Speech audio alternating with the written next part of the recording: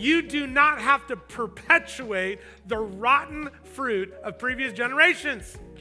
You do not have to get stuck in a cycle of brokenness where bad fruit begets bad fruit that begets bad fruit. Now listen, not only does the world grow desperate for this type of good fruit that we would produce, but so is your family. So I want to end today by casting a vision for you. And I want to use the example of a family. What kind of a lasting legacy might be produced if we are bearing good fruit or bad? Now, some of you say, family, man, it's like, I'm only 16, or, I don't have my own family. But you know what? The truth is we're all part of families. Yeah, you're a son or a daughter. You are maybe an aunt or an uncle.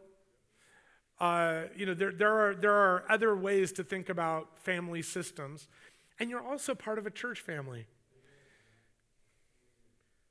But I want to share with you what I believe would be a vision for you to receive, because we need a compelling vision or else we're never going to do the work.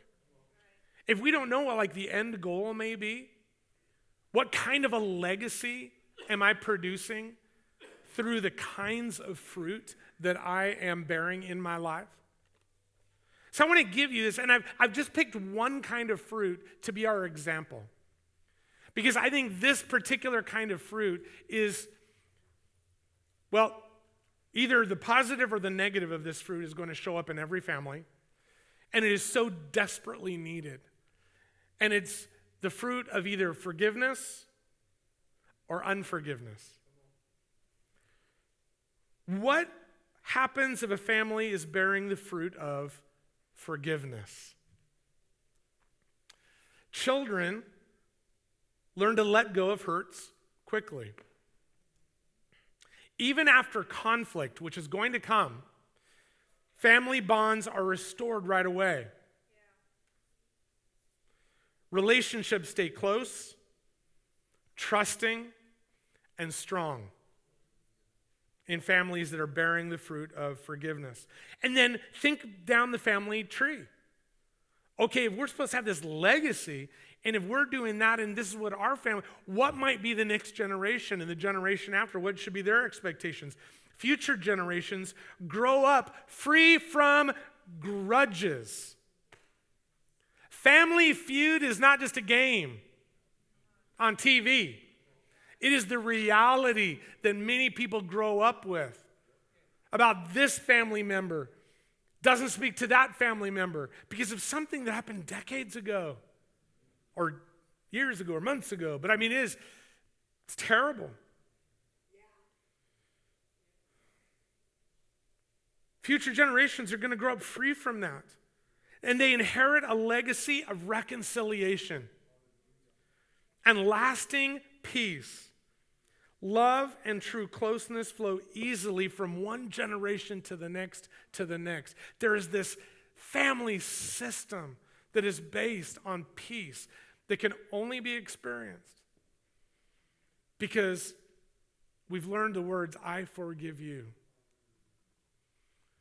We seek forgiveness, we give forgiveness. To me, that's a compelling vision.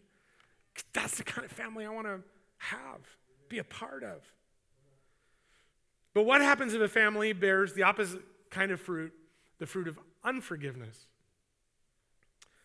Children absorb bitterness and resentment. They watch parents hold grudges and cut people off. Family ties weaken. Trust dies. And silence or anger become normal in that household. And then what gets passed down the family tree?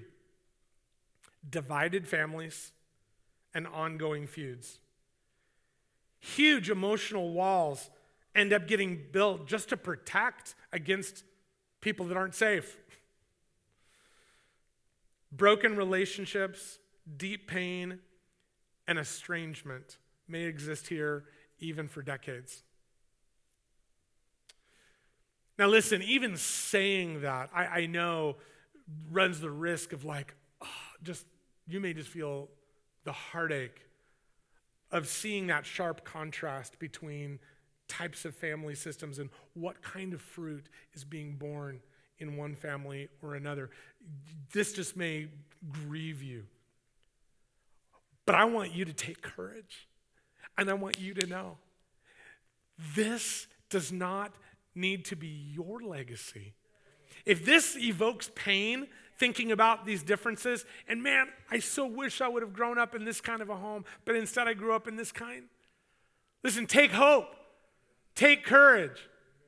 The God who is sowing seed and giving rain and pruning back things in your story is for you to bear good fruit.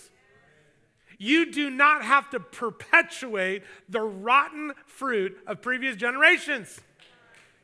You do not have to get stuck in a cycle of brokenness where bad fruit begets bad fruit that begets bad fruit. You guys, it is a new day for you. You can take any one of those kinds of fruit and then its rotten, ugly counterpart. And you can say, Jesus, where am I at with this?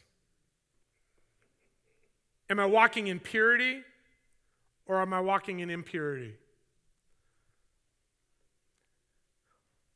Am I walking in prejudice towards others or impartiality towards others? You can take any one of those and you can create this little legacy map of what will be the outcome. Because every kind of fruit actually is going to last. All of those fruits have different kind of seed within it that is going to germinate into the next generation and the next, and it will spread through a family tree. So you and I have the opportunity to bear good fruit and fruit that will last.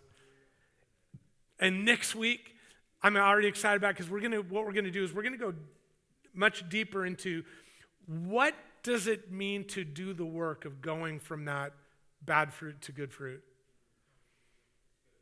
What can we learn about doing the work necessary in partnership with God and in His strength to do the work to say, I am done with this bad fruit in my life and in my family and in my church and in my community? How do we do the work to move from those who have seen enough bad fruit and we're like, God, I want to be that good soil? So come, especially if you know that there are things that you want to move beyond and move into in your future. Jesus.